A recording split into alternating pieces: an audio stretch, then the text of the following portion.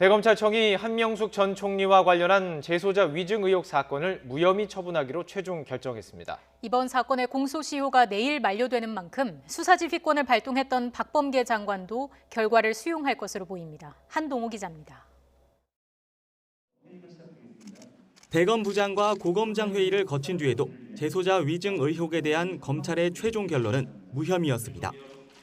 조남관 검찰총장 직무대행은 대검의 혐의 없음 취지의 종결 처분을 그대로 유지하기로 결정하고 이를 법무부에 보고했습니다. 공문엔 13시간 넘게 진행된 대검 부장회의 내용과 결과에 덧붙여 조 대행이 내린 최종 결정이 적시된 것으로 전해졌습니다. 법무부는 휴일인 오늘은 입장을 낼 계획이 없다고 밝힌 가운데 박범계 장관은 공소시효가 만료되는 내일 입장을 밝힐 것으로 관측됩니다. 지난 17일 수사지휘권 발동 당시 대검 부장회의 결과를 수용하겠다는 의사를 밝힌 만큼 이의를 제기하긴 어려울 거란 관측이 나옵니다. 제 나름대로 기록을 살펴본 결과 고심했던 부분에 대해서 한번 대검 내에서 소위 집단지성을 발휘해서 다시 한번 판단해달라. 한명숙 전 총리 사건에 대해 추미애 전 장관에 이어 박범계 장관까지 직접 지휘권을 행사한 걸 두고 논란도 이어졌습니다. 당장 법원 확정 판결과 대검의 무혐의 결론이 나온 사안을 다시 심의하라고 지휘한 건 윤석열 전 총장 때리기를 위한 무리수였다는 비판이 제기됐습니다.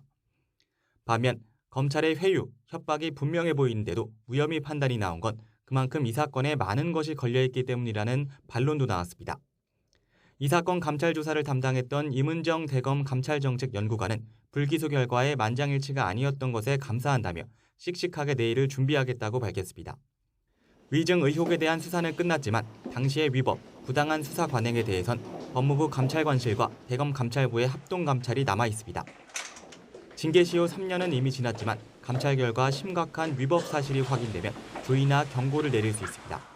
이번 감찰이 검찰 수사 관행을 획기적으로 개선하는 긍정적 계기가 될 수 있도록 최선을 다해서 노력하겠습니다.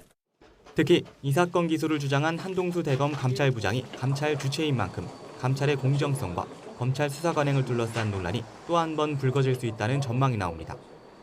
YTN 한동우입니다.